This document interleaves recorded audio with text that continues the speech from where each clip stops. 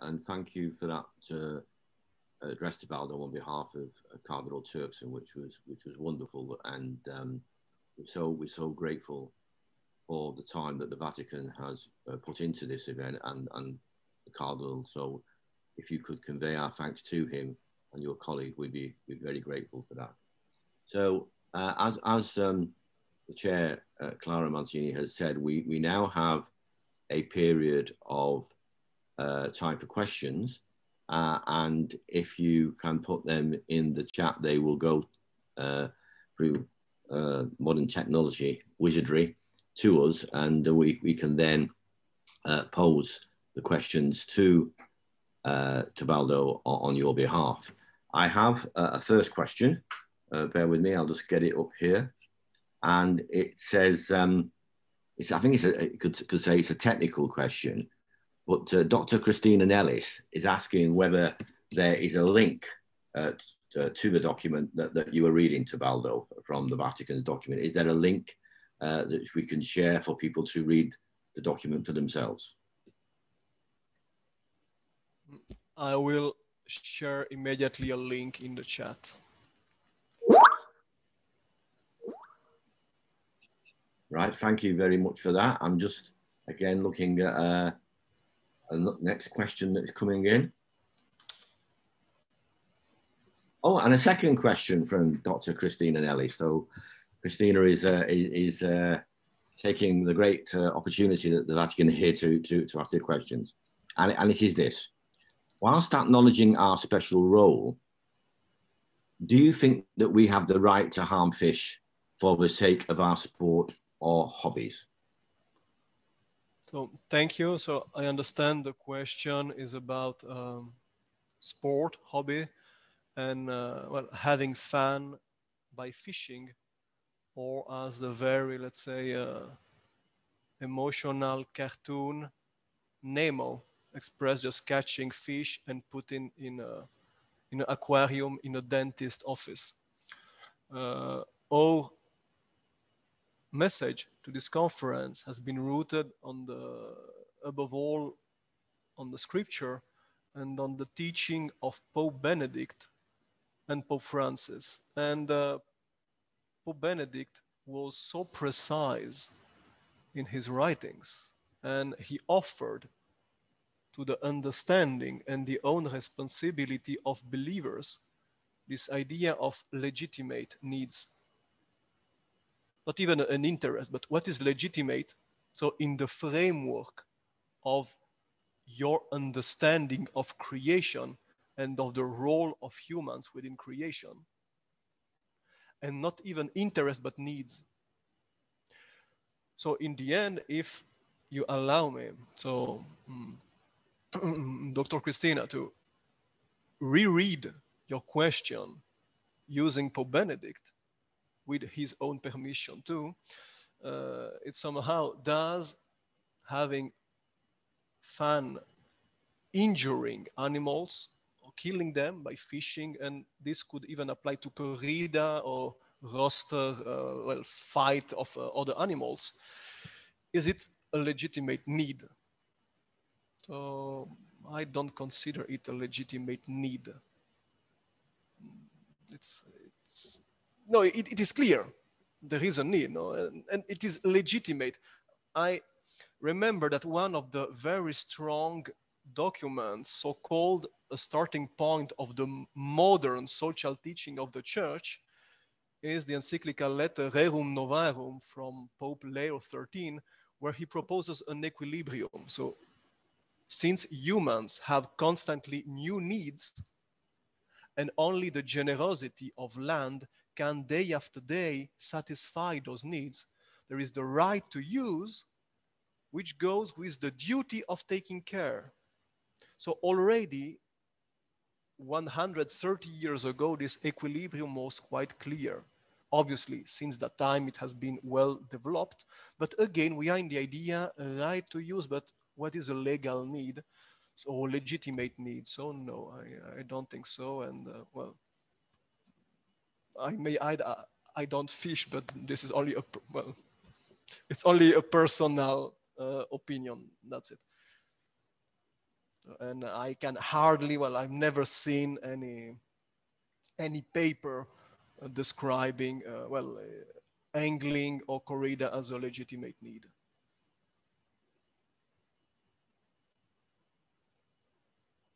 That's an excellent answer again. Thank you, Tebaldo. I now have some more questions. They're starting to flood in, if I can use that expression. So now we have a question from Joanna Baker. Thank you for your participation in this conference. Do you think fish fries are still a responsible activity for Christians to participate in? I beg your pardon, what do you mean by fish fries? Excuse me. That was a question I had myself, actually. I know French fries, but fish fries, no, I know fish and chips, but what is fish fries? Excuse me. I think if Joanna can put in the chat what she exactly means, because I'm not 100% sure myself. I will Google fish fries. But... Well, okay. That's one way of handling it. We'll let you go to the wizardry of Google or what says search engine.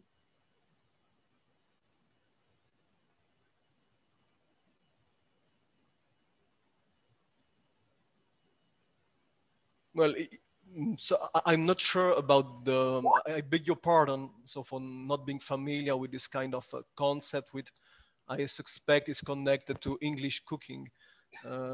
However, if the question is about eating fish, this goes within the legitimate need. If this was the question, if it was something more specific, I beg your pardon, but I don't have the understanding of the concept. Well, perhaps Joanna might come back in the chat with a clarification. We'll come back to that one. But as it happens, the following question is actually about the issues you just raised. And it's a question from Virginia Bell.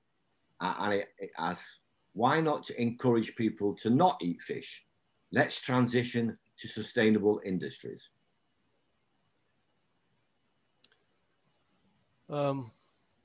So why not encourage people to not eat fish? Here the bigger interest, I think, would be in the second part of the question, which is about sustainable industry or sustainable lifestyle. And the challenge is assessing sustainability according to the framework offered by integral ecology. So let's assume that the people deciding to avoid meat and fish, so chiefly vegetarians or vegans, have an integral framework. So being sure that soya is not ruining someone else's life, being sure that there has been no slavery in producing everything, being sure that, well, if they are in Western, let's say Europe, they are not consuming corn, since it is really a very heavy crop for water supply.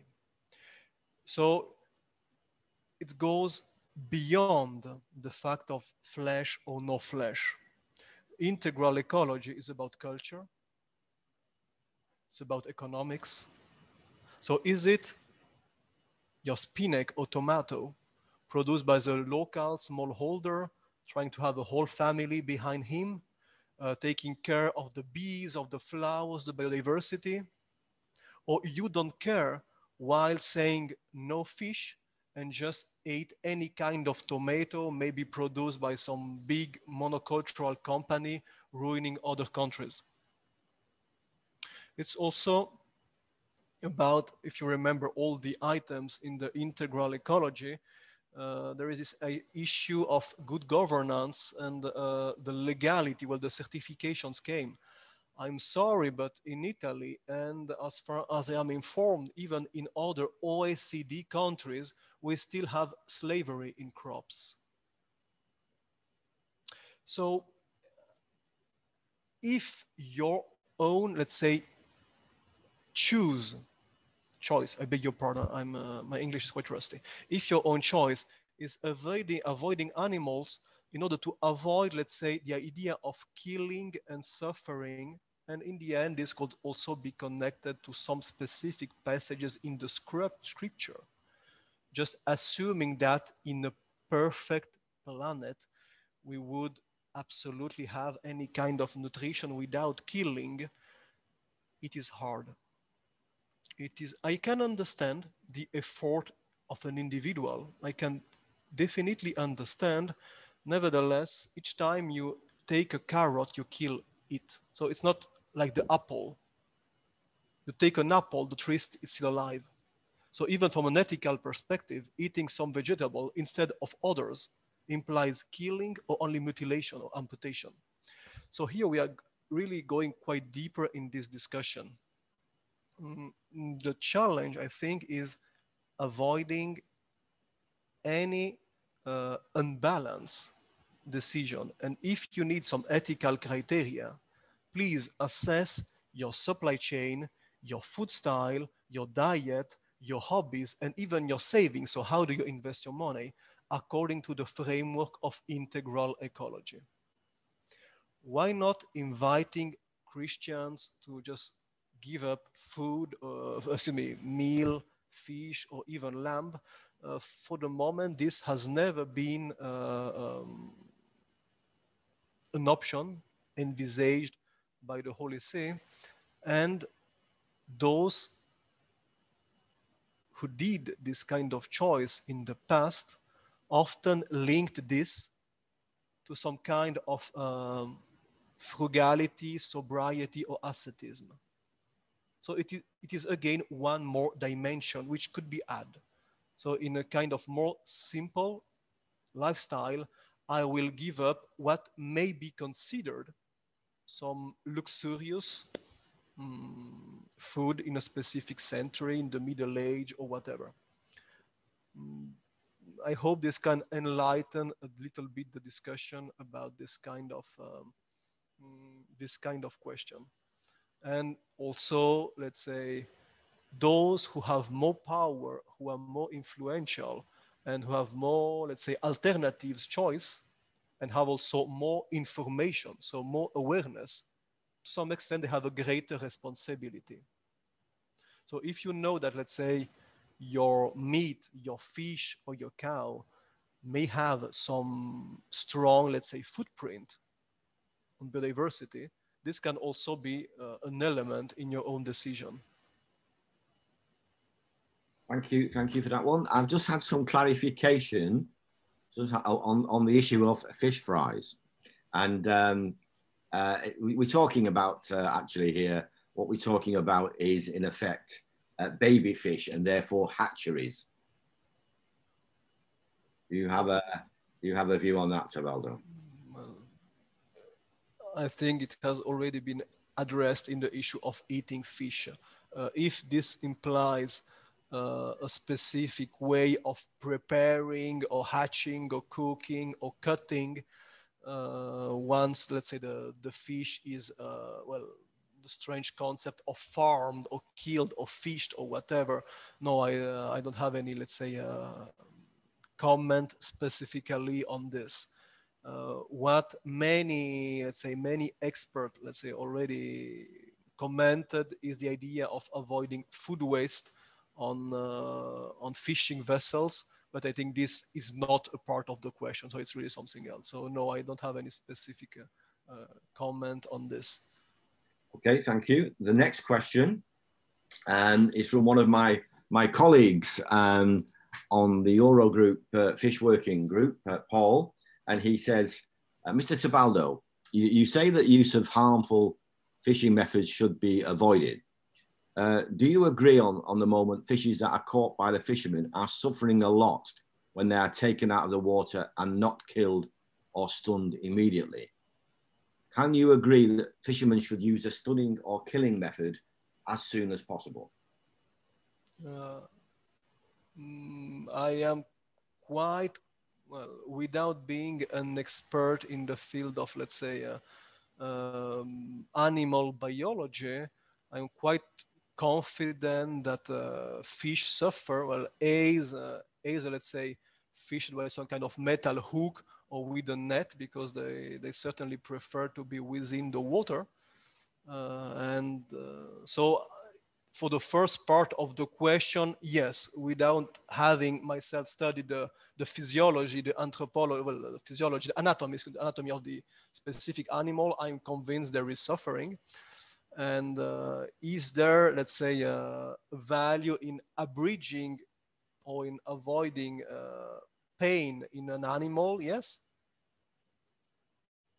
Thank you. The next one, we have lots of questions here. The next one is actually from our chair, and she wants to know, is eating fish still a legitimate need if there is a healthy and viable alternative?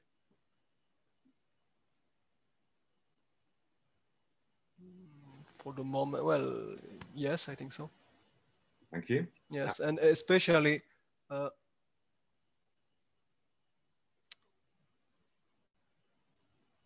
I hardly see any possibility to eating almost any kind of vegetable without eating micro insect, acarians. I don't know if the word is correct, but some small, well, anyhow, you are eating tons of insect, flying stuff, whatever. So their fate is death. Yes, so just feeding by not killing is not realistic. Okay, thank you for that answer. We still got the questions coming very quickly. A question from Lorraine Platt. Why do you think fish have been the forgotten species? Because one, we live on land. Two, many of us do not even live on the seashore. Three, culturally, seas have been perceived as a threat. It is the flood, it is the invader, it is the Viking, it is the typhoon. And in some island communities, I have in mind islands of the Mediterranean Sea, they prefer rabbits. Just, you see, it's kind of cultural framework, which may explain to some extent that the sea is a threat. On the other hand, now I'm moving, let's say, from culture and history to something more bigger scale. Oceans are so big, so huge, and to some extent so deep in many places. Maybe we have been wrong in assuming that we could pollute, fish, overfish, throw ammunitions, even sink ancient submarines or any kind of trash there without A, ruining them, and B, even without paying consequences ourselves as humans. So the answer would be a mix of ourselves being land beings and not water beings, culture, and the vastness of ocean. So who cares? No, it's so big. Well, it happens in the end that we are able, sadly, to ruin the equilibrium. So the message from Cardinal Turkson insisted on equilibriums. And this can be one reason, one trigger to act. So avoiding the ruining of equilibriums, which could be harmful for human societies. But the second level remains, as it has been said, the responsibility rooted in genuine, authentic values. So the question before, in abridging or avoiding pain, why should I care? It's not an issue of equilibrium. It's something else. Something that as a believer, you should decide. Why should I care about this specific point? No, I don't think any regulation or any concern for equilibriums will give you any incentive or any hint to act on this. And even now, I'd like to say humanity could learn a lot from fish in the field of chemistry, pharmaceutics, algae, sustainable energy, transport, etc., etc., etc. But maybe we spend more time studying the sky, astronomy, which is far, which is beautiful, than what is deep on the down. So, well, plenty of reasons. Thank you. More questions. This one is from Alfred Iwan. Has there been a research done about fish welfare and human attitudes towards their welfare? I assume that means Vatican research rather than general research. Vatican research, I don't think so. Beside, let's say, more general works on the, let's say, humans and animals, which have been submitted to the Vatican by some advisors or working group or experts. So this is the answer as far as the Vatican, let's say, as a whole is concerned. We have here in the Vatican a Pontifical Academy for Sciences and the Pontifical Academy for Social Sciences. They had many workshops and seminars of very high level on nutrition, agriculture, and sustainability. So I encourage you to, let's say, browse their website and see if some of the papers can match your interests. And as far as, let's say, research on animal welfare, the social behaviors of fishes, pain and fish, pain and crabs, solidarity among fish and whatever, I am sure there has been research. I have no doubt on this, that there have been research. But here, I'm convinced that the Catholic concern for animals can give more, let's say, resources and suggest more speakers than I can do. Thank you again. The next question from in fact, Catholic Concern for Animals' own theological advisor, Dr. Deborah Jones, and Deborah asks, as octopuses are highly intelligent mollusks, evolved as tools users, etc., and as they are protected by the Animals Scientific Procedure Act of 1986, is there not a duty to protect these from the food chain? I think the encyclical letter Laudato Si gives several hints on this kind of question. Now, if the question, as I understood correctly, mentions an act that protects these animals, isn't it? I don't hear you, Chris. Sorry. I'm muted. There is legislation that Deborah is referring to. Okay. So as far as there is legislation is a kind of tool to clarify or to enforce any kind of agreement with a third party, so the governments or whoever. So if there is some agreement in the field of, let's say, having an authority writing this kind of legislation, then there is a duty, yes, there is a duty on the shoulder of the legislator, of that government, of whoever. Thank you. And we now have another question from John Baker, who asked earlier about the fish fries, if we recall. And this question is, if we all eat more fruit, isn't that the ideal? Because from an ethical and sustainable perspective, fruit is optimal. And from a physical, biological perspective, aren't we frugivores?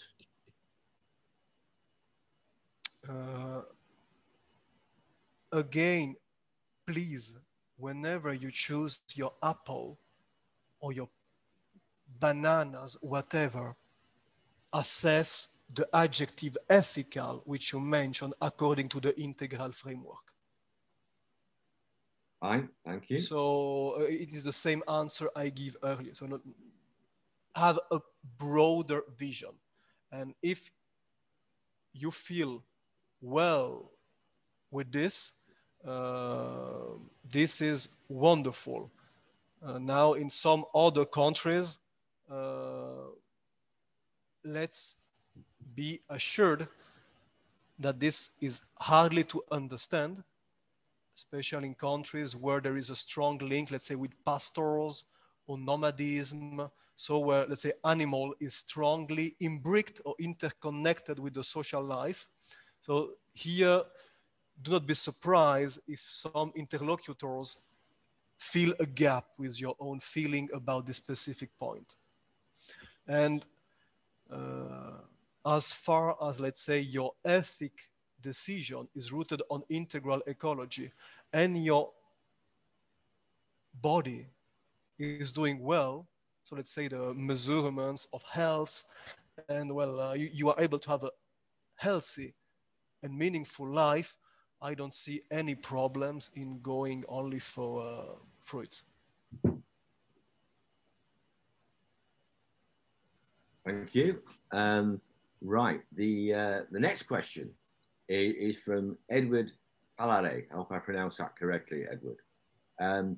Great references to integral ecology. Which one reference would you give up? Which one reference would you give to read up on this term? The encyclical letter Laudato Si, chapter number 4.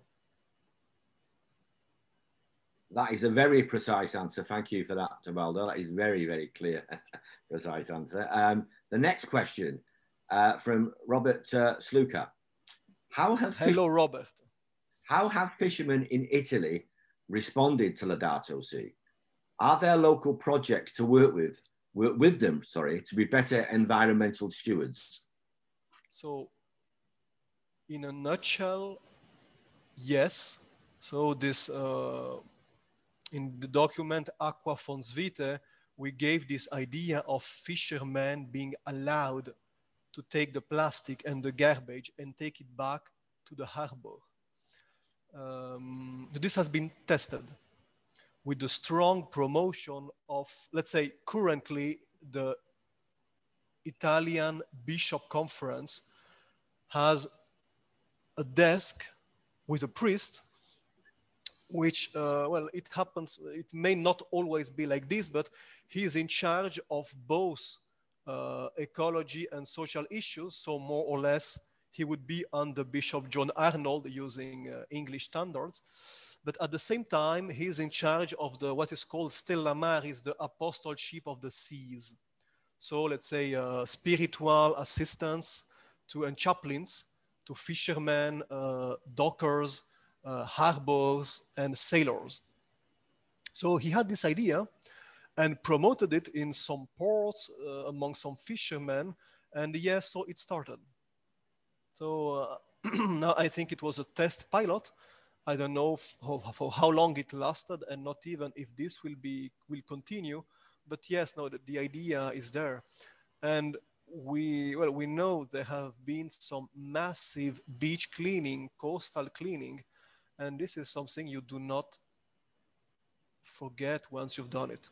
Once you spend a half morning removing plastic or cans or trash from a seaside or a river, well, it's meaningful. I think this helps you to understand better. Now something slightly different, which maybe was not exactly a part of the question, but it is still connected to integral ecology, Laudato Si, and the encyclical Letter Fratelli Tutti.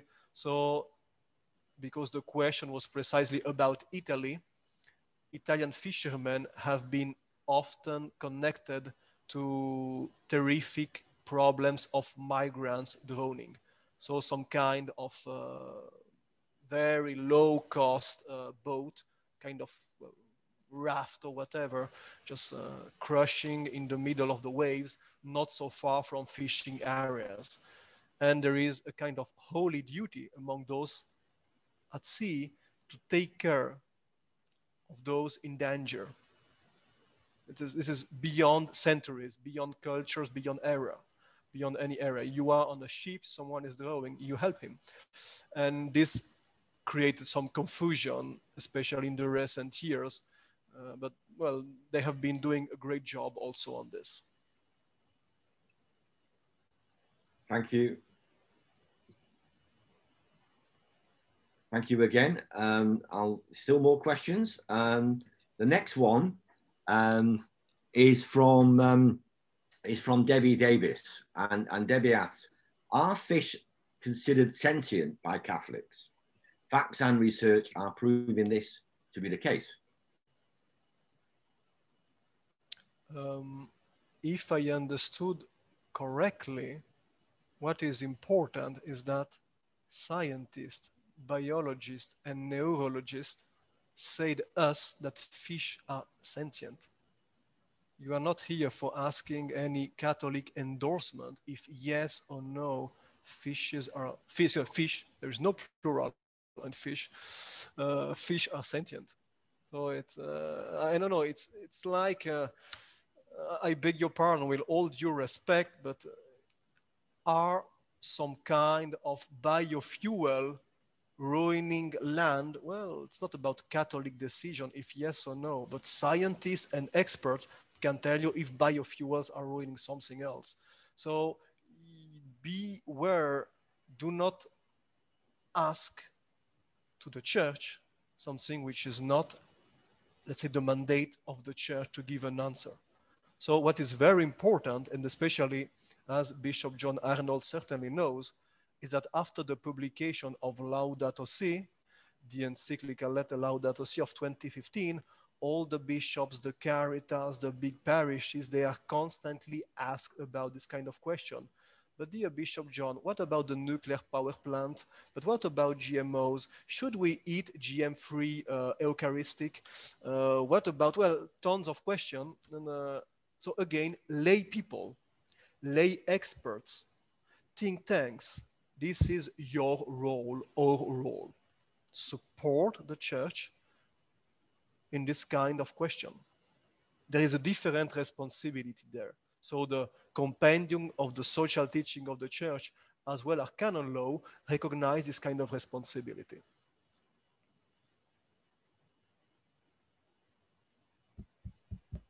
Thank you for that, Tebaldo. And if I'll say that, if I may, on behalf of Catholic Concern for Animals, I think Gerald may talk about that in his contribution later about CCA's view on that question. But clearly we've heard regarding what the scientists think.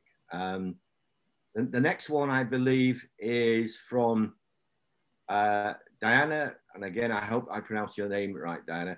Diana Ruiz Garcia Retamero. And Diana says, how can young Catholic vegans like me encourage other Catholics to go vegan? Most people I talk to don't want to know the truth because deep down, they know that they'll have to change their behavior. I don't have an answer to this question. So I don't know if it is a Catholic talking a Catholic or a vegan talking to a vegan. Right. So you should understand what is, let's say, what you want to share to the others, and I don't have an answer. Thank you. Maybe, Diana, if you drop me an email, I will give you CCA's some advice on how CCA would try and deal with that, if that would be helpful. I think the next question is from Dan Kidby. And Dan says, thank you for the talk and the interesting discussion, Tebaldo, and thanks to CCA for organizing this conference. My question is, what is the most preferable vision for the future? 1, a fully plant-based food system producing food in the most ethical and sustainable way possible, causing the least harm, e.g. conservation agriculture, vegan permaculture. 2, the same plant-based food system, but also including some animal farming, fishing, and therefore the confinement, killing of those animals. It will be easier to have, let's say, the whole question into the chat to reponder, rebalance any concept of that so specific question. a good, let's say, good friend, well, he happened also to be a theologian, suggested that maybe the idea of no killing could be wonderful in the kingdom of God without the original sin. So to some extent, maybe the idea of all plant and harmony with animals, so still, I mean, still playing with a dog or a dolphin or having, well, whatever, you see, while avoiding violence and killing, may correspond to the ideal design of the God of life. Now, here we are after the sin, after the fall, and there is even this quite surprising sentence of God that out of mercy or compassion created some kind of clothes to Adam and Eve, so in order to avoiding them walking naked out of the garden. Well, so spiritually it's quite complex. Even God put us in a garden, and the man who created the first city, so out of nature, is Cain, so the bad brother. So immediately say cutting your connection with nature is seen as a big problem. Finally, beside, let's say, the ideal initial vision of how God wanted the things to be, maybe, so some theologians agree on this, I still need, let's say, scientists or whoever propose in a convincing way a plant-based diet which goes without killing animals, insect, and this kind of stuff. This is, and then does the crab or the dolphin or the dog has more or less dignity than the insect, the little bee, the acarian? You understand acarian, which is a problem of my English. So let's say all those very small micro animals, so they also have their dignity, their role, and they are eaten. So being, let's say, radically against eating animals, I don't see how this can be done, except maybe direct injection in your blood of some kind of chemical food where you are sure that you are not killing any animal. But then if this has to be the future, I would be cautious before reaching that kind of nightmarish chemical future. Thank you, Tebaldo, and thank you very much for that. I think I'm going to have to draw a close to the question. There are still people wanting to ask questions, and I apologise to those if anyone hasn't had their question asked. But we are running into your coffee time, which is always a dangerous thing to do when we've scheduled a coffee break. I would once again thank you wonderfully for your contribution and taking questions. And I'm about to pass over to Clara for a few more housekeeping points as we head into coffee. Just one last point from CCA, following what you just said then, Tebaldo. CCA looks for the care of all creatures, from the tiniest of creatures to the biggest blue whale. So we try and encompass every creature on the planet, and of course, including humans. Let's not forget that we also include humans in that care. So I'm now going to pass over to Clara.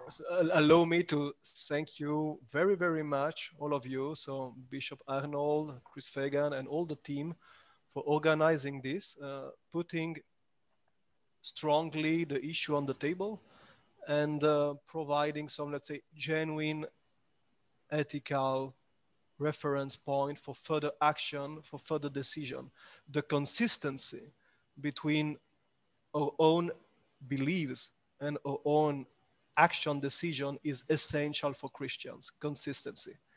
And finally, if some of the questions which I didn't answer, well, the other questions are technical about sentient or pain or whatever, please go to more technical experts or scientists, including, some advisors to CCA or others.